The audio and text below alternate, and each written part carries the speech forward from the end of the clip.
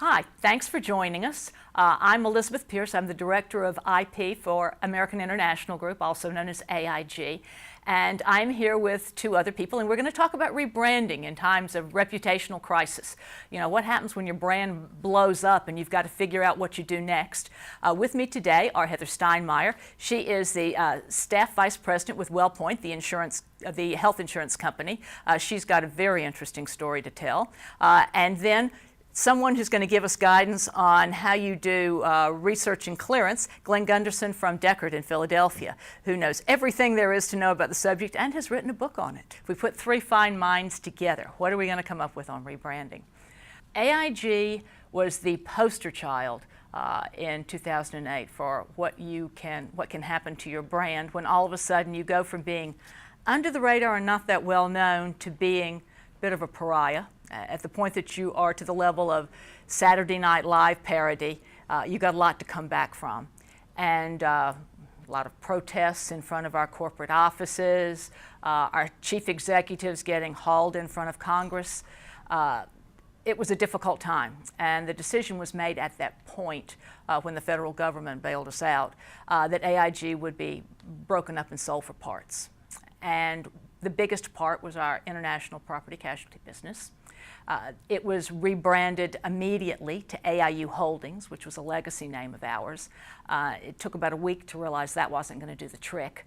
AIU was still too close to AIG. We rebranded again a few months later to a brand new name, Chartis, which is from the Greek word for map, the idea being we were going to chart a new future with this, what would be a new company. In September of 2009, we got our fourth CEO in a year and a half.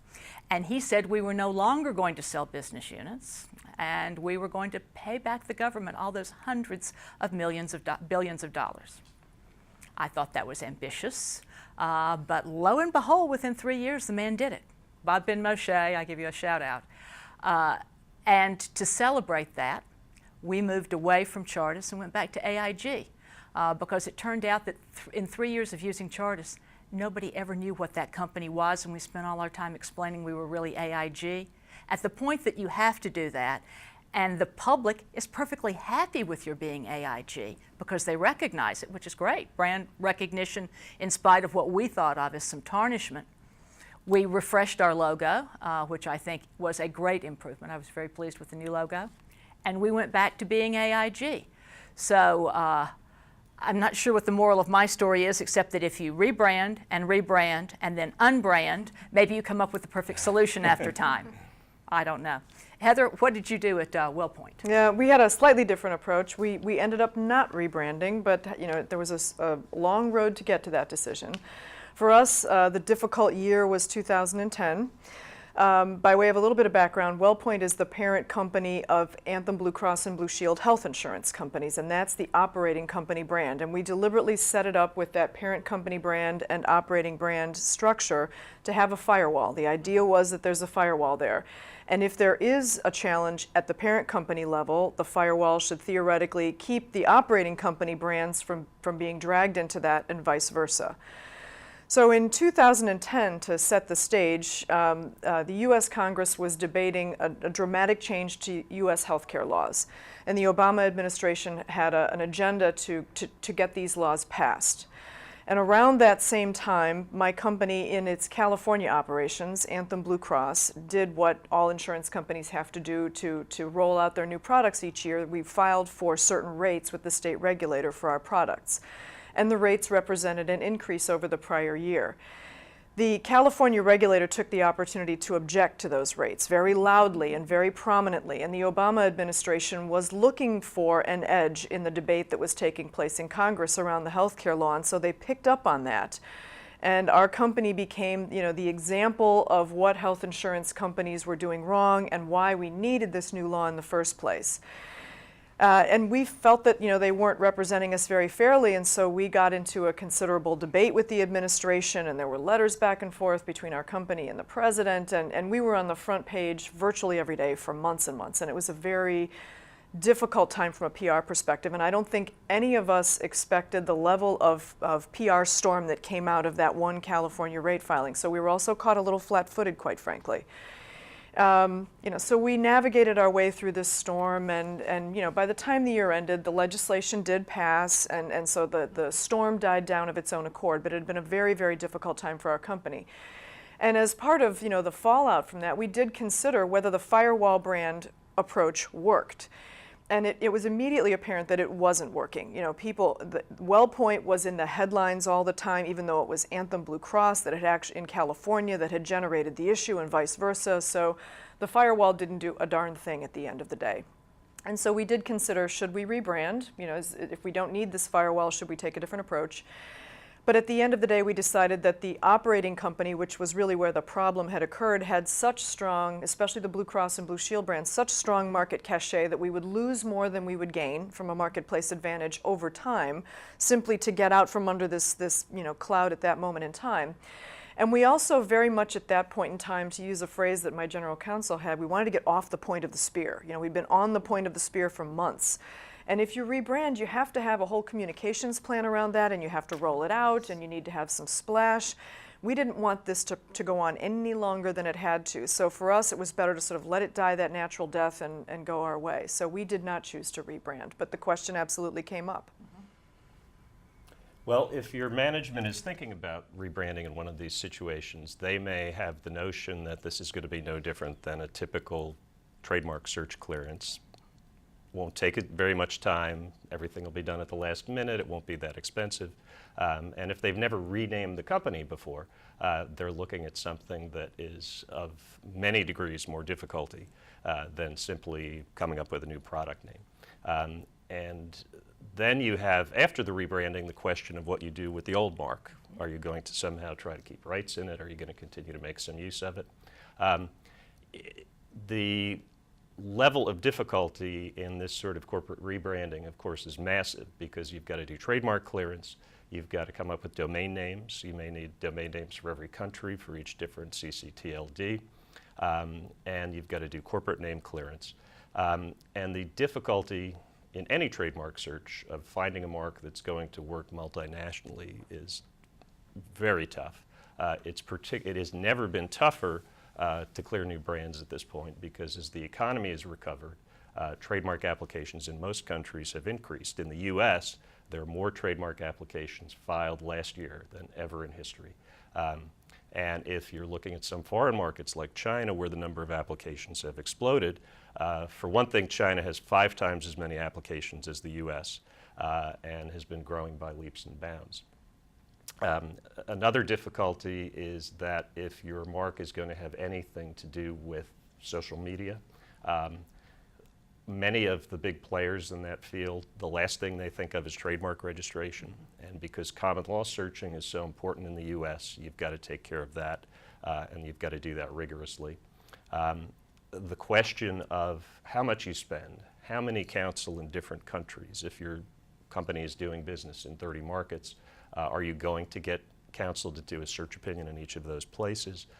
Fortunately, we now have pretty much every country available online to do detailed online searching, and you can try out names as marketing brings them to you to see what looks good, consult with counsel, but ultimately the company is going to have to make the decision as to whether they take some risk in some countries, don't get an opinion of counsel there at all, or go to the expense and the time of doing that. And once all of this is clear, it's going to be very unlikely that either from a trademark or domain name perspective that this is just yours to file for and use.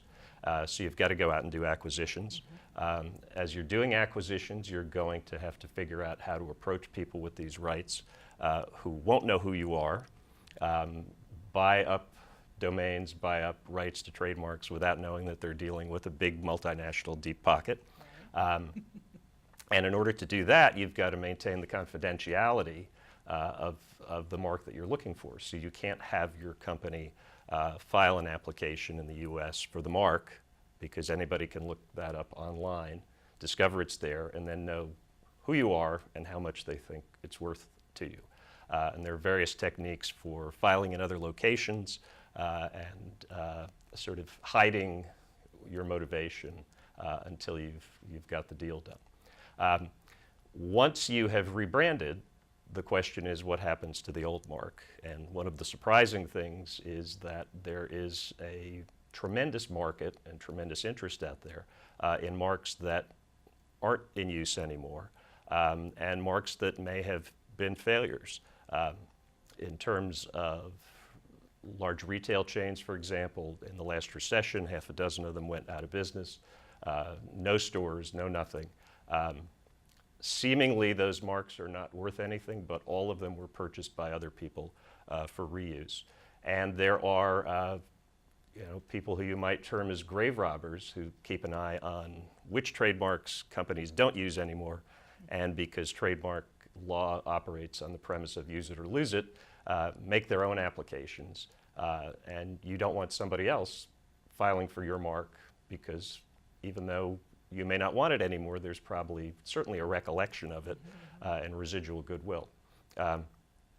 Not everybody these days would realize this, but the Edsel, which Ford introduced in 1958 and was synonymous for many years with failure. Ford still has trademark registrations on that for them, in fact, because they don't want somebody else to take it, even though it's a product that's dead and gone. And how are they able to maintain those? Do they have actual use? Well, there are, with something like that, something that people like the fact that it was a failure. So they're selling license plates, they're selling accessories, they're selling T-shirts. And every company needs to look at whether they are going to maintain some use, because in the U.S. you need to maintain trademark use of these marks that you otherwise don't really want anymore. One final story, I did a little bit of research, much along the lines of what Glenn had done, to see what happened to marks that had gone abandoned, particularly very famous marks that went abandoned under negative circumstances, and discovered the mark Arthur Andersen. This was the accounting firm that did work for Enron. And when Enron blew up in 2000, Arthur Andersen was collateral damage. There were some other issues where they had apparently not advised their clients very well, and ultimately the firm dissolved. And the names were, the registrations were canceled. Well, about 2 years ago, a man in Easley, South Carolina, my home state, filed a trademark application for Arthur Andersen, which is spelled S-E-N, so it's an unusual spelling, for accounting services. And I tracked that to see what happened in the PTO. With no office actions and no objections, it went straight to registration and registered about 6 months ago. And so now there is a man in Easley, South Carolina, calling his accounting business Arthur Andersen. And as Glenn said, is there residual goodwill in this name enough that the public vaguely associates that name with something good? Arthur Andersen used to be one of the big 5 accounting firms. Is there goodwill that's not associated with what happened to that company because people have forgotten? Enron was really the focus of what went wrong, not Arthur Andersen. But people do notice, even someone who's not a professional aggregator. Individual people do notice, and this is a case of a mark being recycled for another company. And I just think that's interesting. Well, we have told you now what can go right, what can go wrong, and what the gray areas are. Thank you very much for joining us. Thank you.